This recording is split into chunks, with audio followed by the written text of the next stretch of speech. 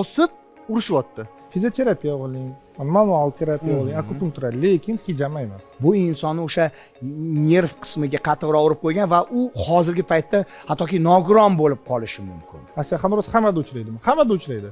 Og'ir ko'targanligim uchun nerv tomirim qisilib qolgan ekan. Birinchi organizmda men aytaman, harom qon yo'q. Gazli ichimliklar ichimi oqibatida shu yuzaga keldi. Sizni obro'yingizdan bemori sog'lig'i muhimroq. Garantiya beradigan mutaxassisdan qoching. Bu tibbiyot. Assalomu alaykum hurmatli aziz muxlislar. Bugun yakshanba va har doimgidek biz erta tongdan Allo doktor ijodkorlari sizni xonadoningiz mehmonimiz. Assalomu alaykum. Allo doktor loyihasini boshlaymiz. Aziz Kamilov aytganlaridek hammasi yaxshi bo'ladi. To'g'ri aytasiz, hammasi yaxshi bo'ladi. Eng muhimi yaxshi shifokorlarni nazoratida va maslahatida bo'lsak. Yaxshilar, bugungi mavzuyimiz grija, ya'ni disk churrasi haqida bo'ladi. Odatda xalq tilida buni churra deyishadi. Ko'pincha biz grija deya vohmali ishlatamizda. Yaqinda Milliy TV telekanali orqali Millar dasturi taqdim etildi va u yerda meni e'tiborimni tortgan voqea. Endi men bilmayman, u inson manual terapevtmi yoki tabibmi yoki litsenziyasi bormi yo'q, buni bilmayman. Lekin meni e'tiborimni tortgani u yerda bo'lgan voqea. Ya'ni bir jabrdiyda tabibni ustidan shikoyat qilib, sud jarayonini kuzatdimda. Oddiygina misol, oyoqdan osib o'sha noto'g'ri urishi borasida, noto'g'ri urishi oqibatida bu insonni o'sha nerv qismiga qattiqroq urib qo'ygan va u hozirgi paytda hattoki nogiron bo'lib qolishi mumkin. Ertalab tursam, уже ikkita oyoqda sezgi yo'q. Hech narsaga yaroqsiz bo'lib qolganman. Hijoma qilingan, osilgan, boshga yem qo'yganman. Tajriba osganimda urganman ham orqa sohalarga.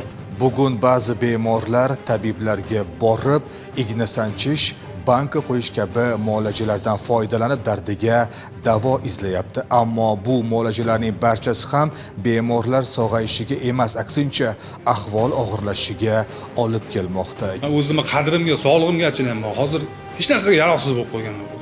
Oilada ham, ishga ham, hayotda bir maqsadsiz odam bo'lib qoldim, nima? Gap shundaki, Toshkent viloyatida tabibga borgan erkak tanasidagi ba'zi sezish qobiliyatini yo'qotdi. Ma'lum bo'lishicha, bemor grija muammosi bilan tabibga borgan. Yetarli malakaga ega bo'lmagan tabib esa bemorni davolashga kirishgan. Belim og'riyapti aka. O'shanga siz eshitib keldim, nechini qilar ekansiz dedi. Belim ushlab ko'rdi. Aka dedi, 4-5 mm grijangiz bor ekan dedi, shamollash ham bor dedi. Oyog'imni ostida mushtumlab belimga 5-6 marta urdi. Sizdan nerv qisib qo'ygan dedi. 3 kun qatnaysiz, xudo xohlasa yaxshi bo'ladi dedi. 5:30larda uyga yetib bordim-da, dam oldim. Soat 9da turib hojatga boraman, hojatga chiqa olmayapman. Ish hujjatlarida keltirilishicha, tabib erkakda hijoma, bochkaga solish hamda oyog'idan tepaga osib davolash kabi muolajalarni o'tkazgan. Sudlanuvchi tabib 1993-yilda, bemor erkak esa 1992-yilda tug'ilgan. Hijoma qilingan, banka qo'yib, qanaqa holat yengillash bormi, bor degan. Tajriba osganimda urganman ham orqa sohalarga. Ertalab tursam, уже ikkita oyoqda sezgi yo'q. Shundan keyin bemor xususiy klinikaga murojaat qiladi. Shifokorlar bemor erkakka quyidagi gapni aytishadi. MRTga tushdim, nerpatologga kirdim. Siz menga grijangiz dedi. Osganda grija chiqqanda urib yopishtirib qo'ygan buni. O'sha sizni sezgi organ bilan hojatga ketadigan nervingizga travma berib qo'ygan mana dedi. Ahvoli og'irlashgach, bemor xususiy klinikada jarrohlik amaliyotini boshidan o'tkazadi. Og'riqlar qoladi, ammo sezgilar tiklanmaydi. Qancha joylarda osyapti, oyoqdan osyapti, uryapti, boshqa qilyapti. Unaqa narsalar bo'lmayapti shu paytgacha. Men o'sha sababdan men aybdor emasman. Oyoqda sezgi yo'q. Hojatni kontrol qilib bo'lmaydi. Yosh bolaga o'xshab qo'yganman hozir. Ko'p doktorlarga bordim. Men o'zimni qadrimga, sog'lig'imga achinayman. Hozir hech narsaga yaroqsiz bo'lib qolganman. Oilada ham, ishga ham, hayotda bir maqsadsiz odam bo'lib qoldim, nima? Bundan litsenziyasini, diplomi, anaqa ruxsatnomalarini so'ragan ekan, ekspertiza bular bermagan, olib bormagan. Beldagi og'riq bilan borganman. O'sha buni litsenziyasidan keyin o'sha Cauda equina sindrom degan kasallik ekan bu nomi, doполнительный qo'shilib ketdi bulardan keyin. Qonun doirasida iloji boricha adolatli qaror chiqarib berib, meni sog'lig'imni joyiga qo'yib bersin bola bu. Bugun jinoyat ishlari bo'yicha aynan mana shu Yuqori Chirchiq tuman sudida tabibga nisbatan quyidagicha jazo tayinlandi. Sud hukm qildi. Sudlanuvchi O'zbekiston Respublikasi Jinoyat kodeksi 111-moddasining 2-qismida nazarda tutilgan jinoyatni sodir etganlikda aybli deb topilsin. va shu modda bilan ish haqining 20% davlat daromadi hisobiga ushlab qolgan holda 3 yil muddatga axloq tuzatish ishlari jazosi tayinlansin. Shuningdek, sud hukmiga ko'ra sudlanuvchidan jabrlanuvchi foydasiga moddiy zarar undirish ham belgilandi. Bugun tabiblik bilan shug'ullanayotgan ba'zi shaxslar, fuqarolarning hayoti sizga o'yinchoq emas. Hurmatli bemorlar, siz esa har doim o'z ishining ustasi bo'lgan malakali tibbiyot xodimlariga murojaat qiling.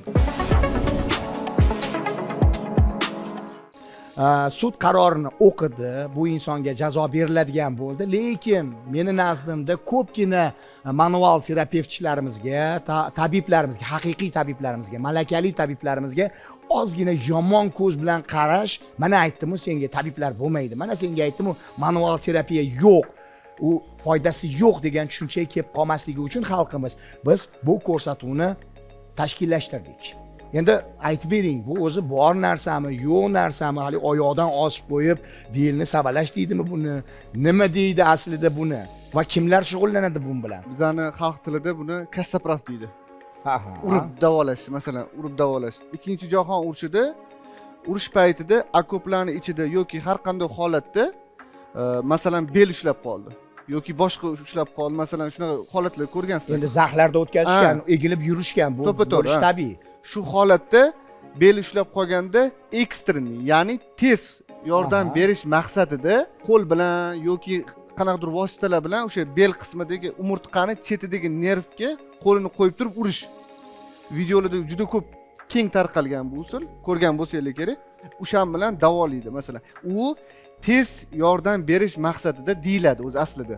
Hozirgi kunda masalan 1 yil davomida ko'ryapman, lekin faqat osishni bilardim. Lekin hozir yaqindan ko'rishni boshladim. Osib urishyapti. Bu yengillik lekin. Ha, siz uchun yengillik. Ha, men uchun yengillik. Endi uni ko'rish kerak, lekin tabiblar deyapti-da bu yerda.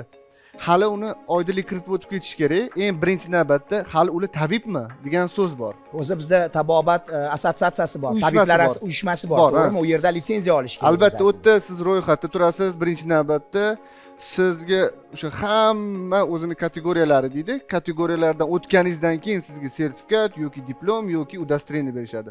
Siz haqiqiy tabib sifatida ro'yxatdan o'tishingiz kerak. Hozir u yerda umumiy qisqa lavha bo'lganligi uchun hamma bizga videoni tashlashyapti. Qaras, sizlarga aloqasi bor, sizlarga menga umuman aloqasi yo'q. Menda bitta savol tug'ilyapti, Muhammad. Mana siz Xitoyda o'qib kelgan ekansiz, mana sizni bir klinikangiz bor ekan. Mana shu metodikani siz o'qiganmisiz? Mana siz eshitgan ekansiz. Umuman sizlarga o'qitishganmi shu osib qo'yib, shu urib davolashlarni? Xitoy tabobatida. Yo'q, Xitoy tabobatida ko'rmaganman. Bu Rossiya metodi. Rossiyada ko'pincha ishlatiladi, Xitoyda ko'rmaganman. Chet el tajribasida bizada ham shunaqa qonunlar borki, masalan insonga biror назначение qilish yoki masalan tavsiyalar berish faqatgina ma'lum bir tibbiy ma'lumotga ega bo'lgan shaxsgina qilinishi kerak. Ya'ni chet elda ham даже standartlar borki, oddiygina ukollarni ham masalan hamshiralar qilmaydi. Unda даже qon olish masalasi ham vысший образование, ya'ni oliy tibbiyot nimasiga ma'lumotiga ega bo'lgan shaxslar tomonidan qilinishi kerak. Bu ko'rsatuvga masalan chiqqan holat birinchi holat emas.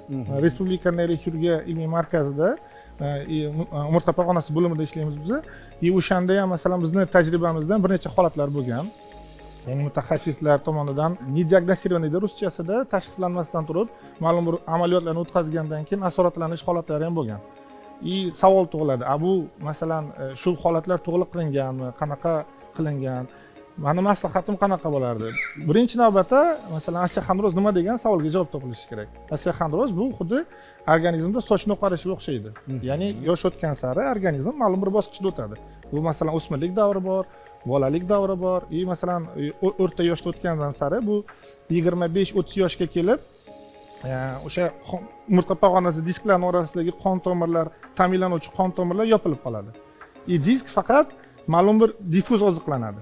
O'shandan keyin masalan agarda ma'lum bir omillar bor, osteoxondrozni keltirib chiqaradigan savol tug'iladi. Osteoxondroz hammada uchraydimi? Hammada uchraydi. Faqatgina ma'lum bir darajalari. Birinchi, ikkinchi bosqich bor, uchinchi bosqich bor. Kimdadir asoratlanadi, ya'ni masalan o'sha greja qobig'i deydi, o'sha yorilib kanalga chiqqandan so'ng u nervni siqqandan keyin klinik belgilar namoyon bo'ladi. Keyin bemorga masalan tavsiya berilishi mumkin. Masalan, qarama qarshiliklar borda, debatlar bo'ladi. Bu to'g'ri qilinganmi? Biz ham tavsiya buyuramiz. Biz ham har doim. Endi masalan, umumiy bemorlar murojaat qilgan bemorlar orasida faqatgina 17-20% operatsiyaga taklif berilishi mumkin. Qolgan masalan qismi bu masalan qo'shimcha davolash usullari. Konservativ davolash dorilar bilan fizioterapiya, akupunktura masalan, nina bilan igloterapiya masalan, manual terapiya usullari borki, ular masalan tibbiyotga kiritilgan, lekin grijani ma'lum bir bosqichlarda asoslangan, ilmiga asoslangan. Mana masalan 100% oldik-a? 100% oldik. 20% operatsiya ekan, to'g'rimi? 80% bizning ishimiz. Operatsiyadan oldin, operatsiyadan keyin ham qayta tiklanish deydi o'zbekchasiga, to'g'rimi? Demak, uqalash desak to'g'riroq bo'ladimi? Mana misol uchun ba'zi bir shifokorlar o'sha jarrohlik stolidan so'ng parvarishlash deymiz, uqalash, massaj usuli. Ya'ni reabilitatsiya, qayta tiklanish. Ya'ni qayta tiklanish o'zbek tilida. Mana masalan 80% baribir bizning qo'limizga kelishadi. Kasallikni davolashda xalq orasida savol tug'ilishi mumkin, faqatgina operatsiyami? Yo, manual terapiyami? Yo'q. Kasallikni davolash uchun bir nechta bosqichlar bor. Yana bir marta aytaman. Birinchisi, mana deylik bemor keldi, biz konservativni davolashga dorilar bor, o'shalar berildi. Biz qo'shimcha aytamiz albatta. Fizioterapiya bo'ling, manual terapiya bo'ling, akupunktura, lekin hijama emas. Mana shu narsaga ham ozgina oydinlik kiritishimiz kerak. Grijdaga hijoma ishlatsa bo'ladimi, yo'qmi? Grija uchun ishlatilmaydi. Grija uchun ishlatilmaydi yoki qon aylanishini yaxshilash uchun yoki qonni suyultirish uchun ishlatilishi mumkin, lekin grija uchun emas. Lekin yana bir xalqimiz orasida bir gap yuradida, harom qon chiqib ketish kerak deyshadida. Mana shunga ham ozgina oydinlik kiritib bering. Juda ham odamning tanasida harom qon bo'ladimi, yo'qmi o'zi aslida?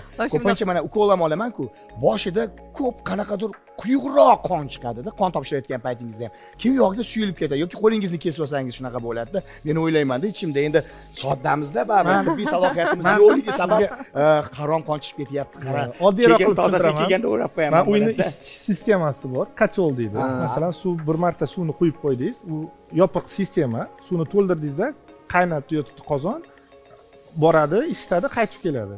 Agarda bir joyda teshik ochilib qolsa, suv oqib tursa, u qozonda suv qaytib kelmaydi, qaynashni boshlaydi. Shunaqa, xuddi shunaqa. Organizmda xuddi shunaqa. Organizm целый kompleks. Organizmdan qancha qon chiqib ketsa, birinchidan organizmda men aytaman, harom qon yo'q. Keraksiz narsani o'zi yo'q. Yo'q.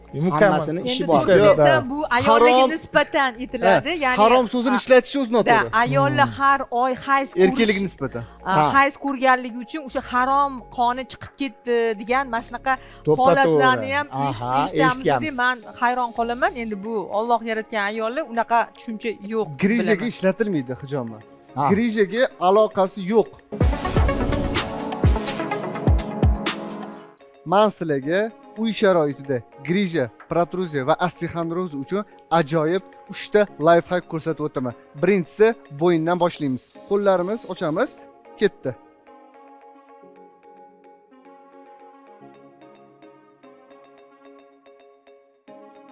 O'ntadan 5 podxod qilsanglar kuniga yetadi. Endi ko'krak qafasi uchun qo'llarimizni shu qismidan ushlaymiz va yonga tortamiz.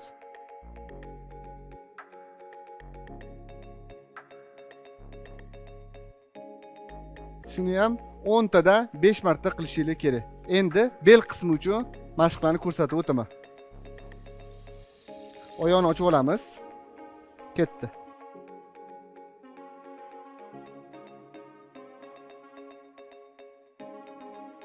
Shu mashqni ham kuniga 10 tadan 5 podxod qilsanglar bo'ladi. O'zingizlarni ehtiyot qilinglar.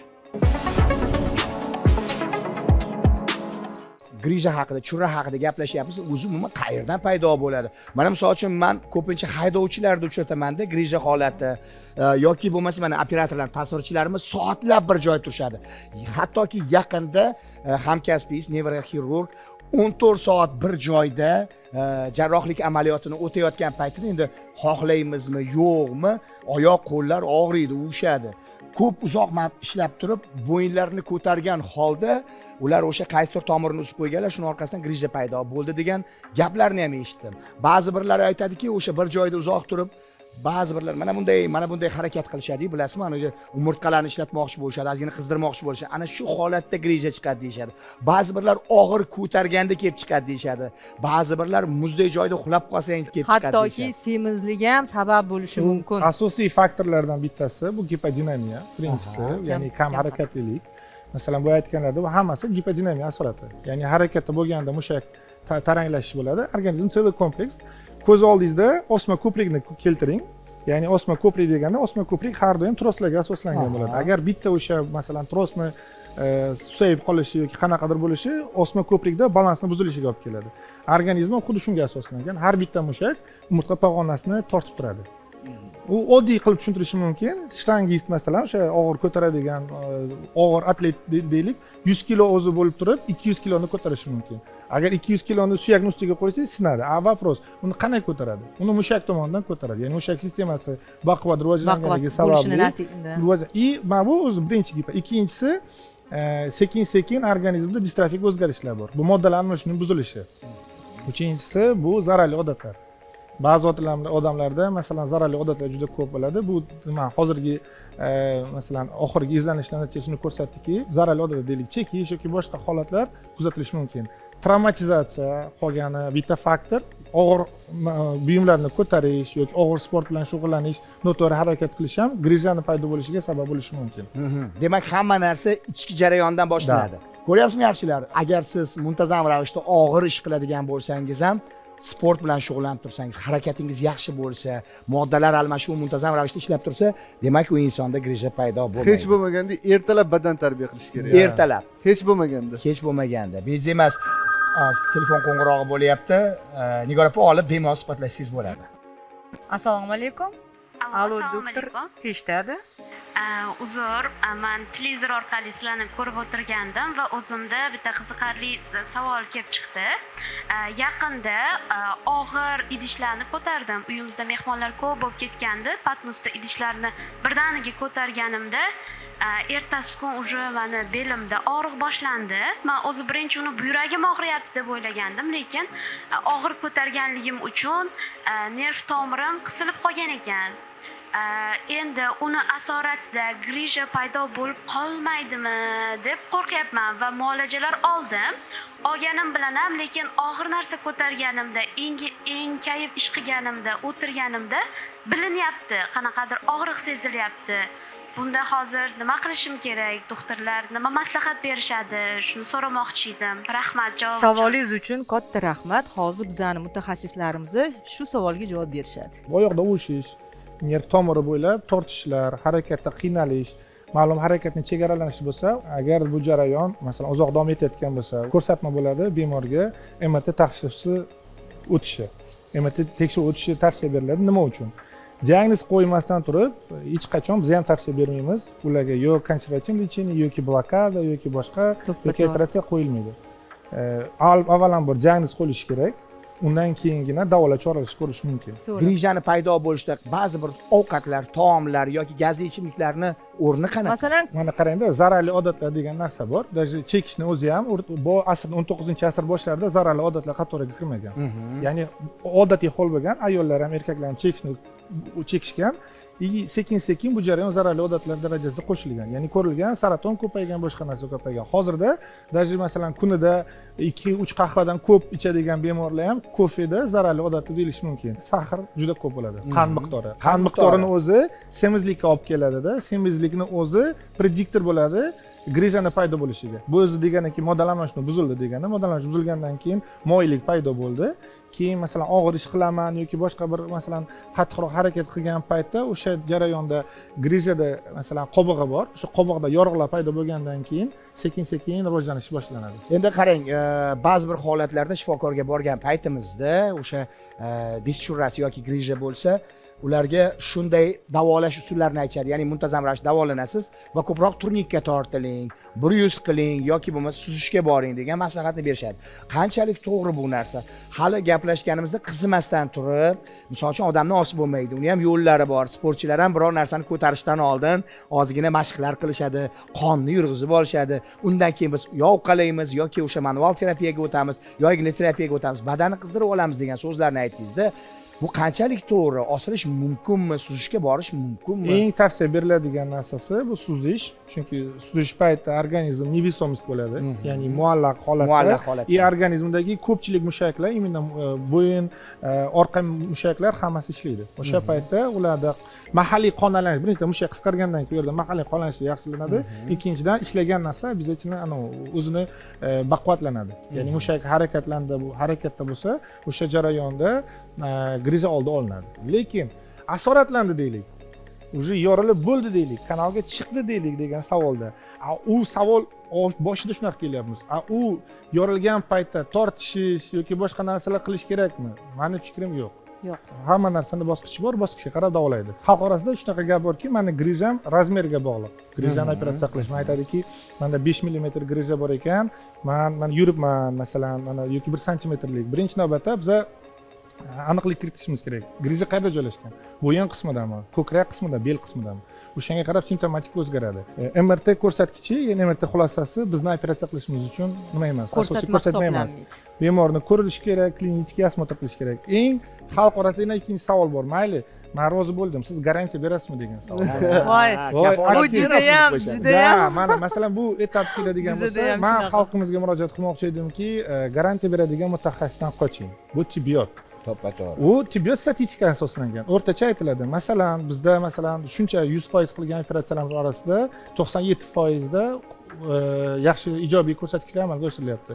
Ikkinchi tavsiyam albatta, masalan, har bitta kasallik bosqichiga qarab davolanadi. Bemor shikoyatingiz bormi? Albatta mutaxassis maslahatini oling. Mutaxassis maslahatini olgandan so'ng sizga tavsiya beradi. Tavsiya bergan asosida siz mana boyagi asoratlar kamayishi, masalan, yaxshi natijaga erishish uchun albatta mutaxassis maslahati kerak bo'ladi. Bemorlarimizga doimiy mashg'ulotni tavsiya qilaman. Sport bilan shug'ullanish. Doimiy sport bilan hatiyab 2 kunda bir. Eng bo'lmaganda ertalab badan tarbiya. Eng bo'lmaganda hech narsa qilmadim deganda badan tarbiya. Bu ham ko'p emas, 10 minut, 15 minutdir. Shuni gaplashib ham 1 soat 2 soat o'tirib qo'yamiz-ku. Bilim darajalarini oshirib, mana shunaqa Muhammadga o'xshagan manual terapevtlarimiz ko'payaversin, faqat sertifikati bo'lsin. Albatta. Har doim insonda millionga yaqin muammolari bo'ladi. Mana hozir ham muammolarimiz ko'p. Uni qilishim kerak, buni qilishim kerak, uni qilishim kerak, buni qilishim kerak. Lekin inson kasal bo'lgan paytda muammosi bitta bo'ladi. O'sha kasallikni yengish. Men yaqinda ko'rgan voqea meni juda ham o'ylantirib qo'ydi va sog' bo'lganim uchun yoki kichik kasalliklarim borligi uchun shukr qildim. Bitta bemorni ko'rdim. Bilasizmi? Unda o'sha dischurrasi bor. Vazni juda ham katta. Qandli diabeti bor. Yuragida infarkti va undan tashqari qarang, ozaman deb haligi oshqozonni kichkaytirib, vaznini kamaytiraman deyapti, grijamga xalaqit beryapti, jarrohlik stoliga yotaman desa, bu yerda qandli diabet, uningga hech qanaqasiga o'sha qanaqadir farma mahsulotlarni qilib bo'lmaydi. Agar u o'lib qolishi mumkin, nobud bo'lishi mumkin yoki butun umr komaga ketishi mumkin-da. Yaxshilar, mana shunday insonlar ham bor oramizda. Haligi kasallikni bir kolleksiya qilib oladimi, nimadir deyishadi. Hali to'p kasalligi bo'ladi-yu, lekin indamay yurishadi. Vaqtida shifokorga uchrashing. Vaqtida shifokor nazoratida bo'ling, to'g'ri maslahatni oling va to'g'ri shifo toping. Mana shunday niyatni bildirgan bo'lardim. Siz Allo doktor loyihasini tomosha qildingiz. Niyatim yurtimiz tinch, osmonimiz musaffo bo'lsin. O'zingizni ehtiyot qiling. Hammasi yaxshi bo'ladi. To'g'rimi Nigora opa? Sog' bo'linglar. Albatta, hammasi yaxshi bo'ladi.